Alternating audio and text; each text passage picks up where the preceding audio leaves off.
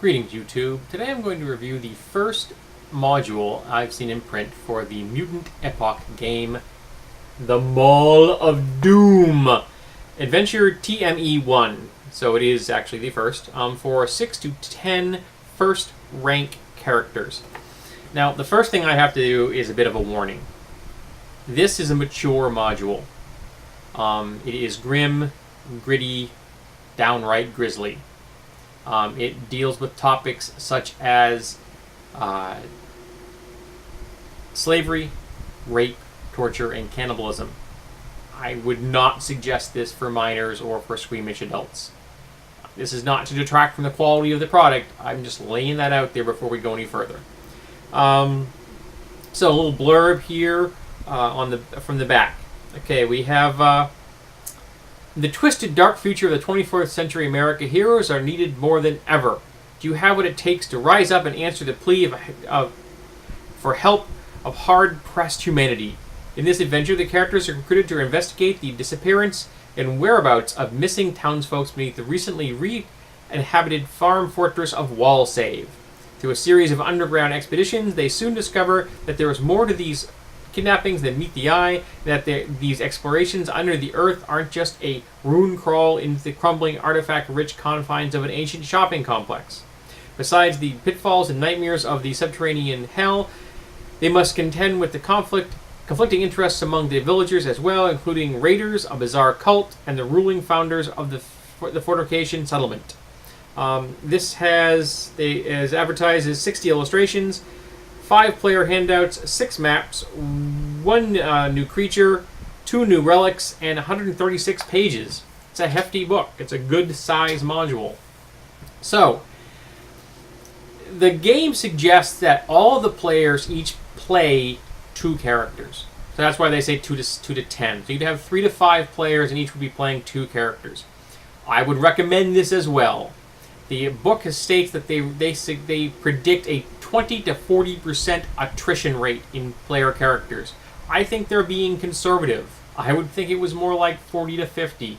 This is a brutal module. It is a very good example of survival horror.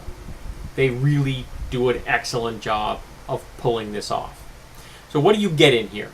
Well, you get an entire town of Wallsave. They have a whole map, they have a number of important NPCs, and there's enough detail for any GM to flesh it out further for her own needs.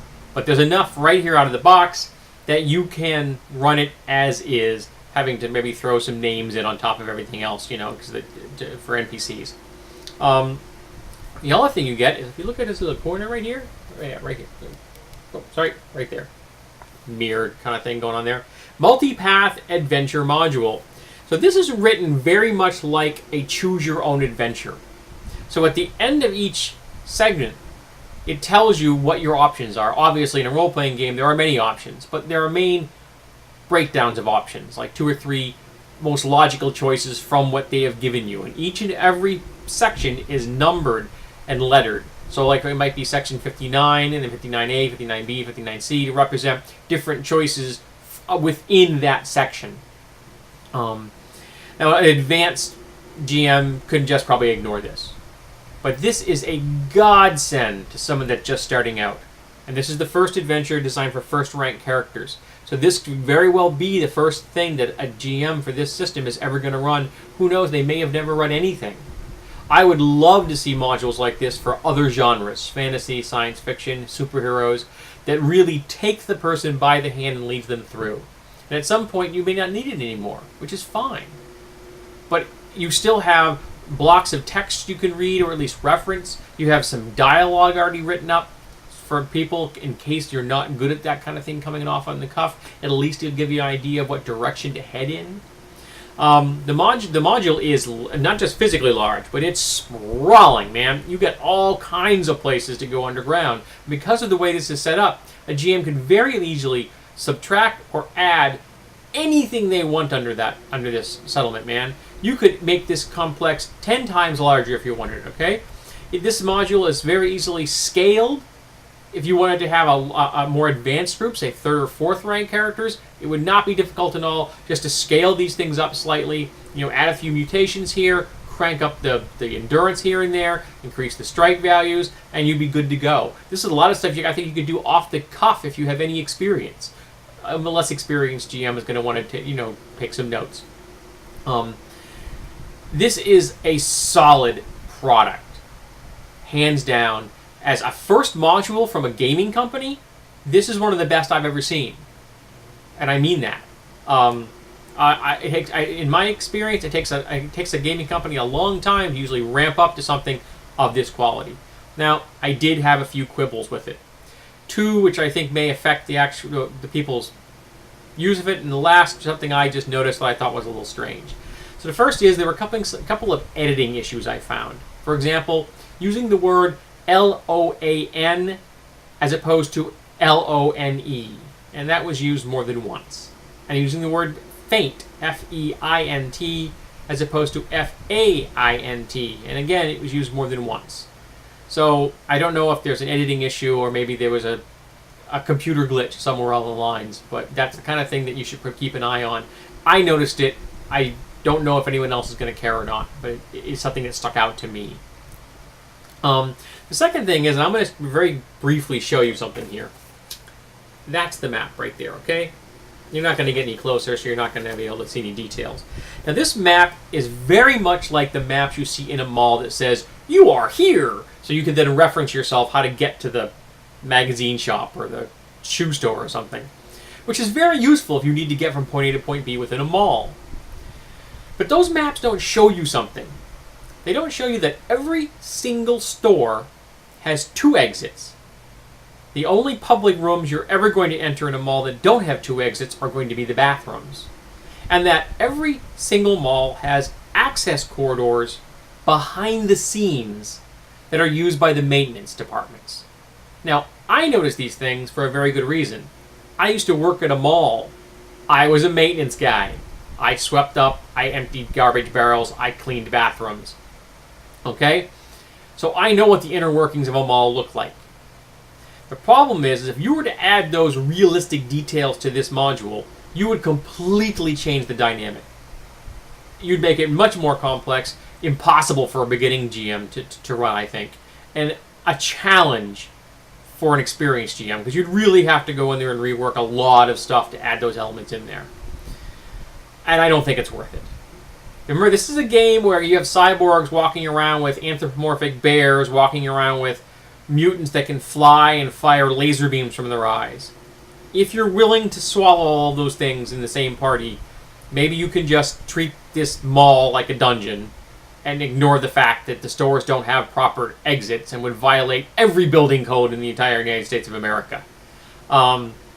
So that's something that people who are designing their modules of their own in the future in public buildings should remember. Every place has got 2 exits. It's important for fire safety. And the last was a bit strange. One of the relics they introduced in this is an 8-gauge shotgun. Now, 8-gauge shotguns are real things. They did not make this up. But every 8-gauge shotgun I have ever seen anywhere has been a breech, break, open style, like a double-barreled shotgun, either over and under or side-by-side, or a single-barrel shotgun, and they're always designed for hunting. Either big game hunting, firing a slug, and a slug coming out of an 8-gauge shotgun is going to be a big slug, or a shot for shooting out multiple birds out of a duck flock. Okay? I've never seen a pump-action shotgun that was chambered for 8 gauge. This module has lots of them. This module has more 8-gauge shotguns than I think actually exist in the world today. You are tripping over them in this module, finding them. I just thought it was a little strange. Maybe in the future, 8-gauge shotguns come in Cracker Jack boxes. I don't know. But I thought it was a little odd. That's just me, though. I know why they put them in there, and they put them in there for good reason, so I don't question their existence.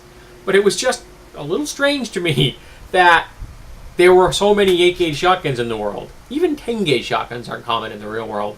Most large gauge shotguns you're going to find in the real world are 12-gauge.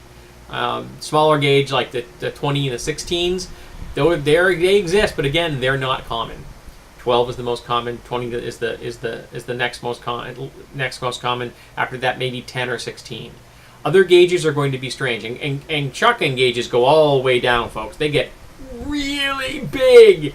I mean, I've seen ones designed to shoot entire flocks of ducks. Big gauges. So, if you're looking for a post-apocalyptic module to run, this has got everything you need. It's got thumbnails, nail sketches of the creatures you're encountering, either in the text block itself or in the back as a reference. So you don't need to keep flipping to the book, the main rule book, which is a really nice thing. It's got handouts in the back. You can photocopy and hand things out as demonstrations of what things look like, or once they explore an area thoroughly, you just hand them the map for future reference. So this has got a lot of bang for your buck. The signal to noise ratio is high. There's a lot of value here. So if you like the Mutant Epoch, I would definitely suggest that this is a must-have.